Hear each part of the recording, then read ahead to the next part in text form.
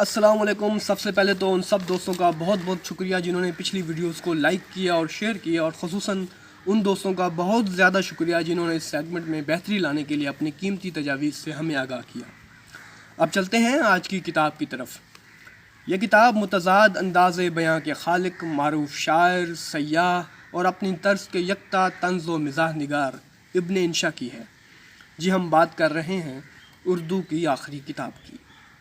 दोस्तों, ये किताब कम व बेश आज से 50 साल कबल यानी 1970 में लिखी गई, लेकिन इसकी ताज़गी का ये आलम है कि इसको पढ़ते हुए यूँ महसूस होता है जैसे ये दास्तान आज के ही पाकिस्तान की है।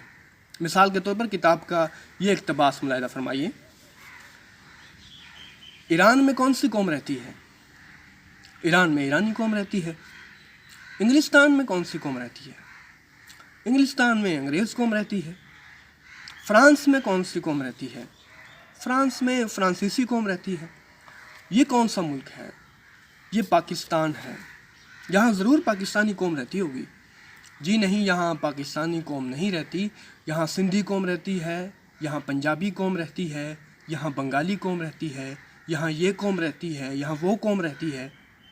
लेकिन पंजाबी तो हिंदुस्तान में भी रहते हैं, बंगाली तो हिंदुस्तान में भी रहते हैं, सिंधी तो हिंदुस्तान में भी रहते हैं। फिर ये मुल्क अलग क्यों बनाया? जी, गलती हो गई, माफ़ कर दीजिए, आइंदा नहीं बनाएंगे।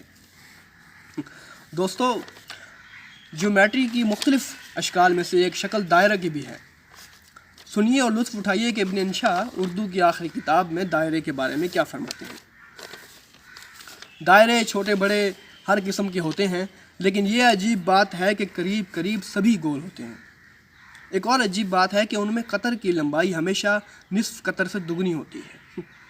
ज्योमेट्री में इसकी कोई वजह नहीं लिखी गई, जो किसी ने पुराने ज़माने में फ़ैसला कर दिया अब तक चला आ रहा है। एक दायरा इस्लाम का दायरा कहलाता है। पहले इसमें लोगों को दाखिल किया जाता था, आजकल दाखिला मना है, सिर्फ खारिज करते हैं। दोस्तों, तारीख़ बिलखसूस मुग़लिया तारीख़ के बारे में उनके अंदाज़े बयां की रंगीनी और संगीनी कुछ अजब ही रंग लिए हुई है। मुग़ल बादशाह औरंगज़ेब आलमगीर के बारे में इब्न इंशा के हर्फ रेज़े मुलाहिज़ा कीजिए। शाह औरंगज़ेब आलमगीर बहुत लाइक और मुतदय्यन बादशाह था। दीन और दुनिया दोनों पर नज़र रखता था।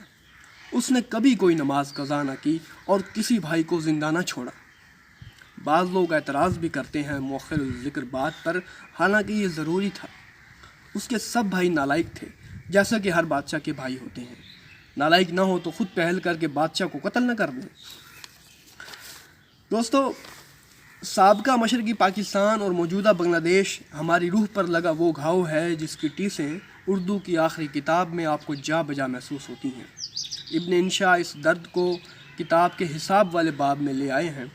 देखिए कि वो जमा और तफरीक के सादा से असूल से क्या निकाल रहे हैं। मैं सिंधी हूँ, तू सिंधी नहीं है। मैं बंगाली हूँ, तू बंगाली नहीं है। मैं मुसलमान हूँ, तू मुसलमान नहीं है। इसको तफरीक पैदा करना कहते हैं। हिसाब का ये कायदा भी कदीम ज़माने से चला आ रहा है। तफरीक का एक मतलब है मिन्हा करना, यानी निकालना एक अदद में से दूसरे अदद को। बाज़ अदद अज़ खुद निकल जाते हैं, बाज़ों को ज़बरदस्ती निकालना पड़ता है, डंडे मार कर निकालना पड़ता है, फतवे देकर निकालना पड़ता है।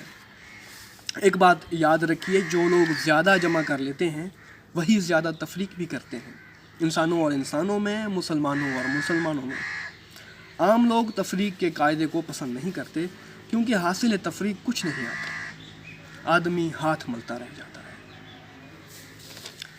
मोहतरम नाज़रीन, मुझे अपने ज़ौक़ इंतखाब और अंदाज़े बयां की कम मायगी का एहसास है।